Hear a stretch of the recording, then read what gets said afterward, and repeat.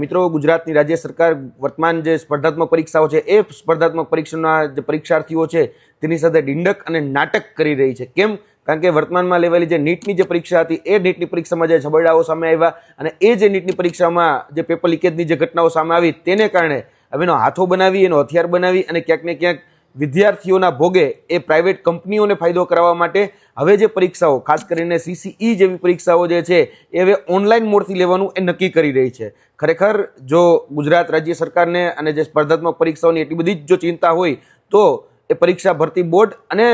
ગુજરાત રાજ્ય સરકારે એ પણ જોવું જોઈએ કે વર્તમાનમાં લેવેલી ઓનલાઈન જે પરીક્ષાઓ છે, ખાસ કરીને હમણાં જ થોડા દિવસ પહેલાં જ જે DELDની જે પરીક્ષા લેવાની એ CBTના માધ્યમથી લેવાની, તેની અંદર પણ છબડા જોવામાં આવ્યા. બીજી વાત કે SSC GDની પરીક્ષા હતી તો તેની અંદર પણ ડિજિટલ જે માફિયાઓ છે એ ડિજિટલ માફિયા આખી જે સિસ્ટમ હેક કરી અને પોતાના મળતિયા લાગવકિયા જે ઉમેદવારો હતા એને પાસ કરાવવા માટેનું એક સુનિયોજિત કાવતરું ચલાવી હતા. તો એની અંદર પણ માઇનસ પોઈન્ટ રહેલા છે. તેની સાથે સાથે NTPCની જે પરીક્ષાઓ છે એ પણ CBTના માધ્યમથી લેવામાં આવી હતી અને એમાં પણ ઘણી બધી ટેકનિકલ ગ્લિચો, પ્રશ્નોની ભૂલો, ત્યારબાદ કહી શકાય કે જે ડિજિટલ માફિયાઓ છે એ ડિજિટલ માફિયાઓ સર્વર હેક કરીને આખા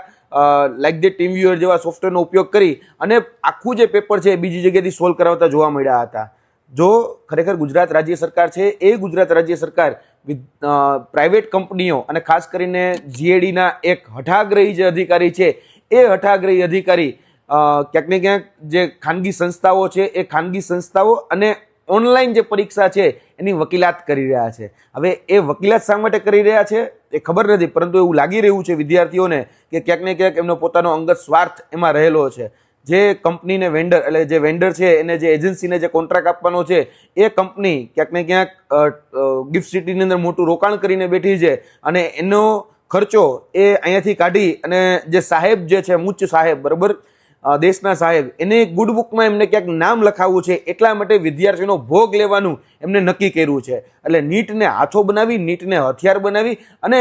આ જે પરીક્ષાઓ જે છે એ પરીક્ષાઓ હવે ઓનલાઈન લેવાનું વિચારે છે. પણ ઓનલાઈન જે પરીક્ષાઓ છે એની અંદર જે છે ને હાઈટેક ફ્રોડ થાય છે. આખું રિમોટ એક્સેસથી આખી જે સિસ્ટમ છે હેકિંગ કરી અને ઘણી બધી જગ્યાએ તો લેબ મેનેજમેન્ટ થઈ છે. કારણ કે આખી લેબ હોય એને જે માફિયા હોય, પેપર લીકેજના હોય, ડિજિટલ જે માફિયાઓ છે એ આખી સિસ્ટમને તો હેક કરે જ, એની સાથે સાથે આખી લેબને હેક કરી અને પોતાના લાગતા વળગતા જે મળતિયાઓ જે હોય, કૌભાંડી, ભ્રષ્ટાચારી હોય, ગેરરીતિ આચરનારા હોય એને એ જગ્યાએ બેસાડી અને એ લોકો એને પાસ કરી દે છે. એટલે આ એક GADના જે હઠાગ્રહી અધિકારી છે અને એ હઠાગ્રહી અધિકારી જે ઓનલાઈન પરીક્ષાની તજવીજ કરી રહ્યા છે, ક્યાંક ને ક્યાંક જોવા જઈએ તો એની વકીલાત કરી રહ્યા છે. એ વકીલાતની પાછળ ક્યાંક ને ક્યાંક ગંધ આવી રહી છે કૌભાંડ અને ભ્રષ્ટાચારની. ખરેખર એની તપાસ થવી જોઈએ. અને વાત બીજી, જો ખરેખર ઓનલાઈન પરીક્ષાઓ એટલી જ ફૂલ પ્રૂફ હોય તો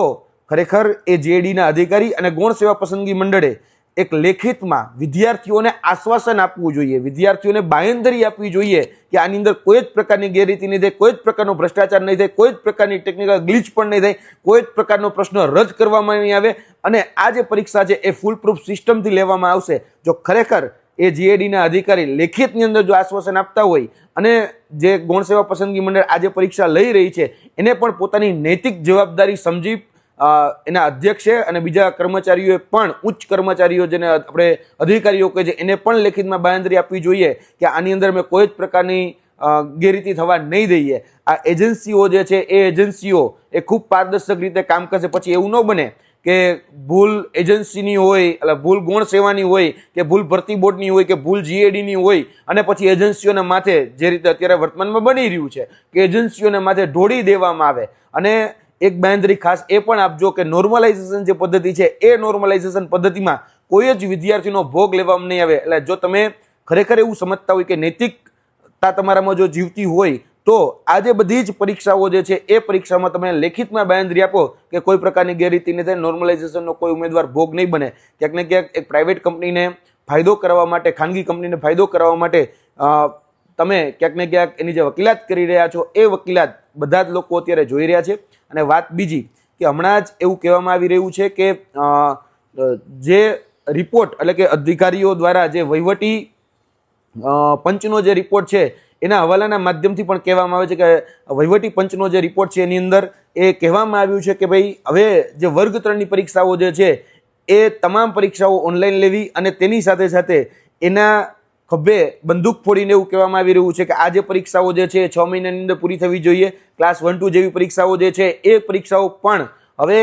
1 વર્ષની અંદર પૂરી થવી જોઈએ. તો તમારી પાસે એ જીએડીના હઠાગ્રહી અધિકારી પાસે કે જીપીએસસી ખુદ પાસે એક હમ ખાવા પૂરતી પણ